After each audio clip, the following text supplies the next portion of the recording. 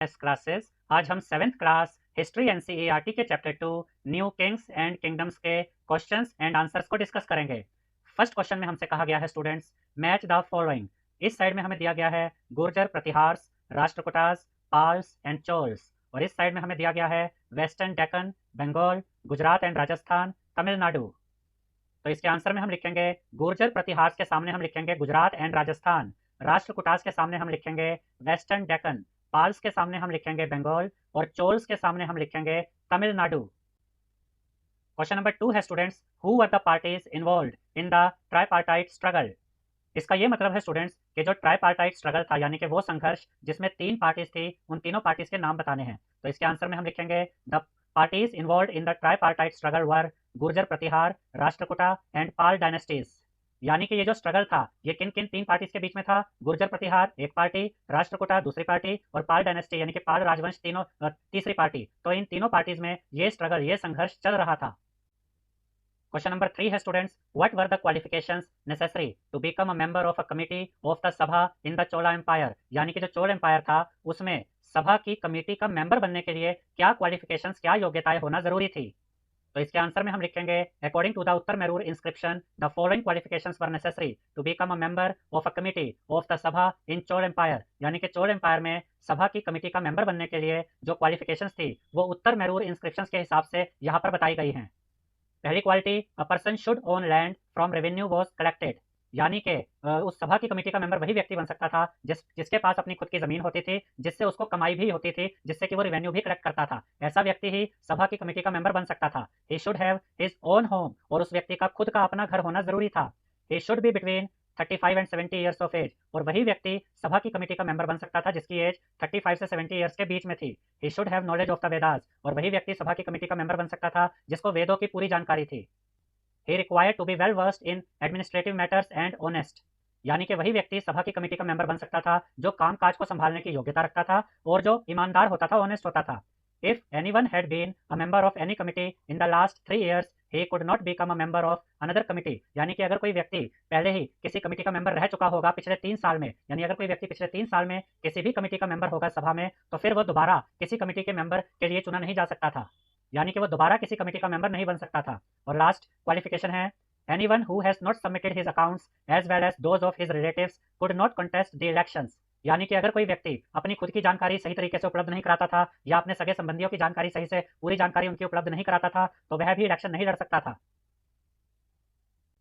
तो ये सब क्वालिफिकेशंस जरूरी थी उस व्यक्ति के लिए जो चोल एम्पायर में सभा की कमेटी का मेंबर बनना चाहता था।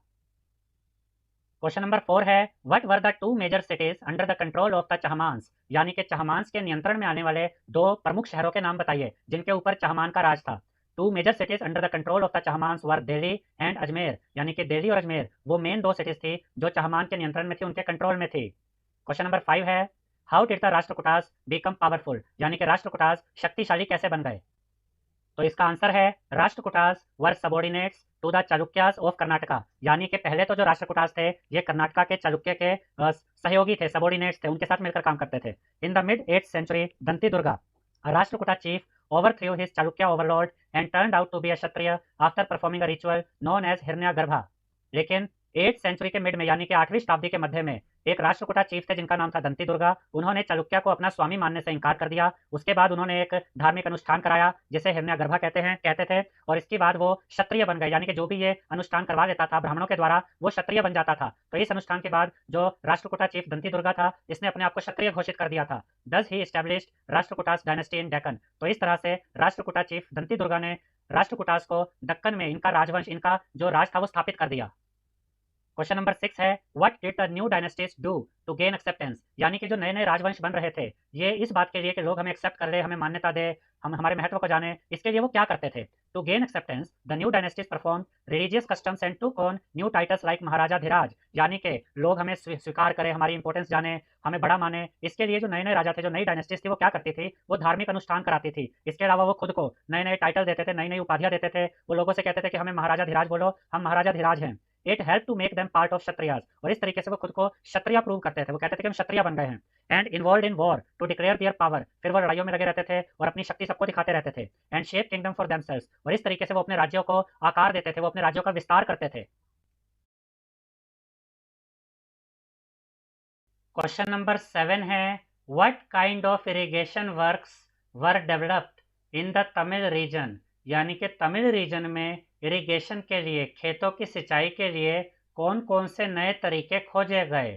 तो इसके आंसर में हम लिखेंगे students, the following kind of irrigation works were developed in the Tamil region, यानी कि अब हम वो नए नए तरीके देखेंगे जो तमिल रीजन में, तमिल क्षेत्रों में इरिगेशन के लिए ढूंढे गए, नए नए तरीके बनाए गए। तो पहला जो तरीका था जो कि डेवलप किया गया इरिगेशन के लिए, खेतों की सिंचाई के लिए, वो था वेल्स वर डग, यानी कि कुएं खोदे गए। Huge tanks were constructed to collect rain water, यानी कि बारिश के पानी को इकट्ठा करने के लिए बड़े बड़े टैंक्स बनाए गए।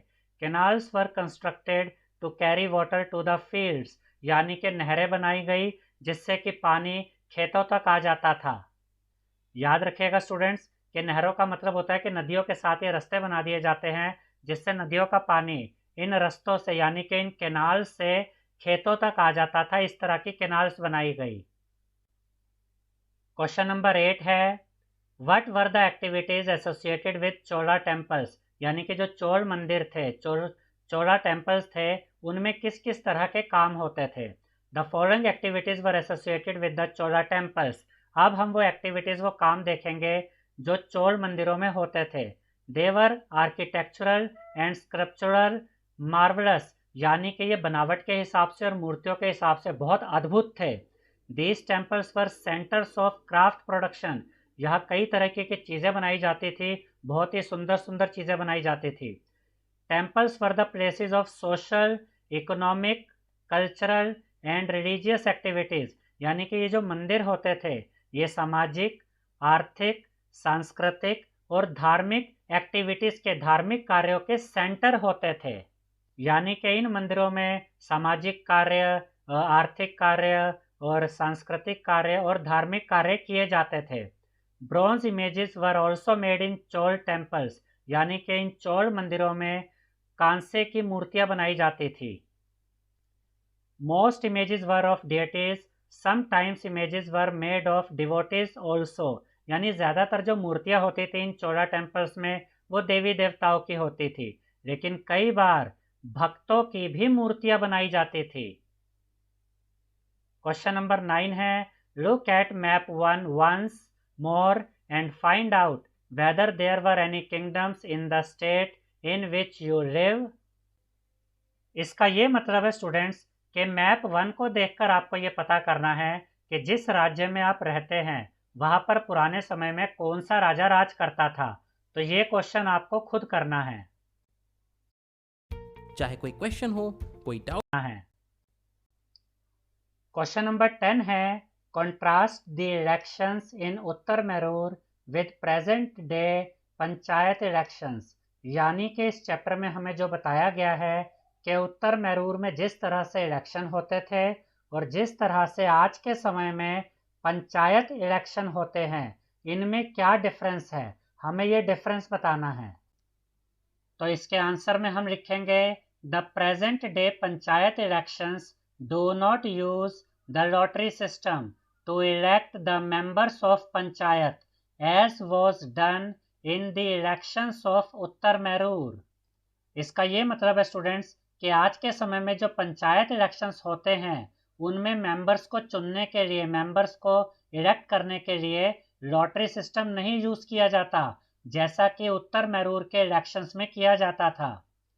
इस चैप्टर की रीडिंग वीडियो में हमने पढ़ा था स्टूडेंट्स कि उत्तर मैरूर में जो इलेक्शंस होते थे उनमें जो लोग चुने जाते थे वो कैसे चुने जाते थे, उनके नामों को लिखकर एक बर्तन में डाल दिया जाता था और एक बच्चे से कहा जाता था कि उसमें से वो किसी नाम को निकाले। तो ये एक लॉटरी सिस्टम होता था जिससे कि मेंबर्स चुने जाते थे।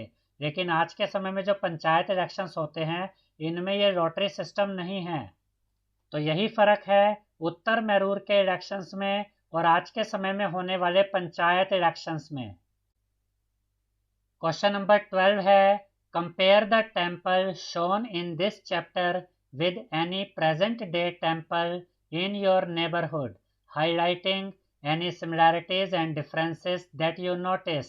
यानी कि इस चैप्टर में जो टेम्पल्स दिखाए गए हैं आपको ये चेक करना है कि आपके आसपास जो टेम्पल्स है, जो मंदिर हैं, क्या उन पुराने टेम्पल्स के साथ उनकी कोई सिमिलैरिटीज या डिफरेंसेस है जो आप देख सकते हैं।